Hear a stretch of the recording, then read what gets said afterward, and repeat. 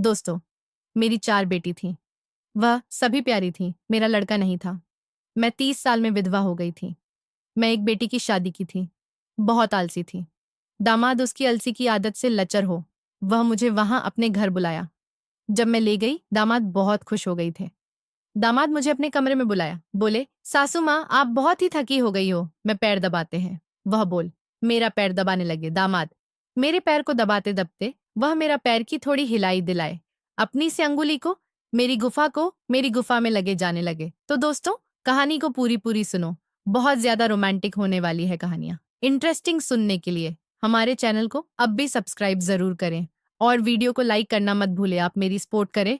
कहानी को आगे बताती दामाद ने बोला, सासू माँ, देख रही ना आपकी बेटी कितना सो रही है। आज मैं आप ही पास सो रहा है। आज मैं सो जाए, क्या मेरा दामाद भी मेरा पास सो गए। ठंड की रात थी। हम दोनों अलग अलग कंबल में सोए थे। ऐसा कहकर गए सो और गए। वह मेरे गोरी बदन को देखने, मेरी देख मेरा दामाद।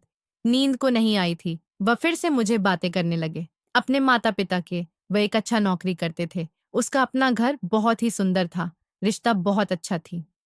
मैं भी यह सोचकर उसकी शादी जल्दी ही कर दी थी। अच्छा कि शुरू अपनी सैनी का विवाह कर दिया। लेकिन शादी के बाद मैं जो उम्मीद की थी वह नहीं कर पाई। मेरी बेटी बहुत ही आलस थे। अकेले अपने पति का देख रेखा नहीं करे। मुझे लगा शादी से पहले मैंने उसे जो बात अच्छी तरह समझाया थी, उसने भी मुझे हाँ कहा था। अब शादी को की दिन बाद ही मुझे उसकी शिकायतें दामाद करने लगे। पहले तो मेरे दामाद जी ने अपनी पत्नी की अलसी को न सही, लेकिन वह घरों के कम अपनी बेटी की खबर लेने उसके घर जाने का विचार की थी। मैं वहां गई। कुछ दिन रुकी। कुछ दिन बीता। जब मैं अपने घर लौटने लगी तो दामाद ने मुझे रोककर बोली, माँ, कुछ दिन तक रुको का हो रही है। तुम और कुछ दिन मेरी हेल्प के लिए रुक जाओ। घर जाकर क्या करोगी। मैं अपनी बेटी की आलसी दीन अच्छे से जानती थी। पिछले कुछ दिनों से मैं देखा कि उसने तो मेरे आने के बाद तो बिल्कुल काम करना बंद की है। उसकी यह आदत को देखकर मुझे डर भी लगा कि कहीं दामाद उसके तलक न कर ले तो मैं सोच का निर्णय ली ले। मेरे दामाद उसकी आलसी को बहुत चुपचाप सहन नहीं कर रहा थे और शांत व्यक्ति का एक ना एक दिन गुस्सा फूट ही जाता है। मुझे लगा कि समय रहते अपनी अपने बेटी को सही अब सब समझना में जरूरत है।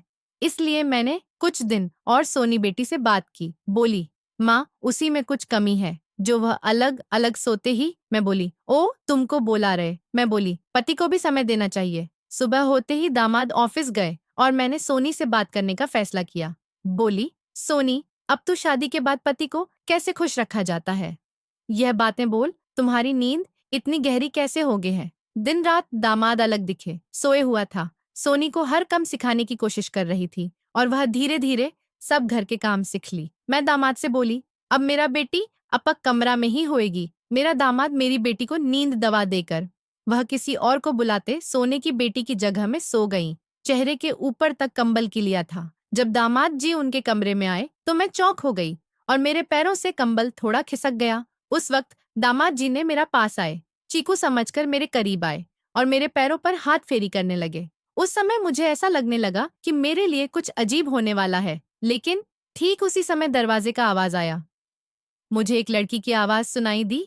दामाद जी मेरे पैरों पर हाथ फेर रहे थे। यह देखकर वह लड़की बोली, यह क्या तुम्हारा मन मुझसे अब भर गया है। क्या अब तुम्हें तुम्हारी आलसी पत्नी पसंद आने लगी। लड़की की बात सुनने के बाद दामाद जी का हाथ मेरे पैरों से हट गया। मैं कंबल में से देखी तो देखकर मैं सब देख रही थी। एक लड़की दामाद के कमरे में आई थी और वह केवल उनके कमरे में नहीं थी, बल्कि वह मेरे दामाद को गले लगाए हुए थी। कुछ समय बाद दोनों मुझे बिस्तर पर आते हुए दिखे। वह लड़की दामाद से कह रही थी, जरा धीरज करो, तुम्हारी पत्नी जागेगी नहीं। दामाद जी ने कहा, वह सुबह तक उठ नहीं सकेगी क्योंकि मैंने आज भी उसकी पीने के पानी में नींद की दवा मिला दी है। उस पर लड़की ने कहा, तुम्हारी पत्नी का काम हो गया है, लेकिन सास का क्या करना है। सास ही हमारी रोज की मुलाकात में अब रुकावट आ रही है। इस पर दामाद ने कहा, मैं अपनी सास के साथ भी ना चाहते हुए उस तरह का व्यवहार करने लगा हूँ। मैंने सोचा कि इस तरह व्यवहार करने से वे शर्मिंदा होकर अपने घर चली जाएगी, लेकिन वे यहाँ से जाने को तैयार नहीं है। दामाद और उस लड़की की बातें सुनकर मैं सोच रह गई थी। मतलब दामाद मेरी बेटी को धोखा दे रहे थे। ये समझना बहुत जरूरी है कि किस पर भरोसा करना है और हर कदम बहुत सोच समझकर उठाना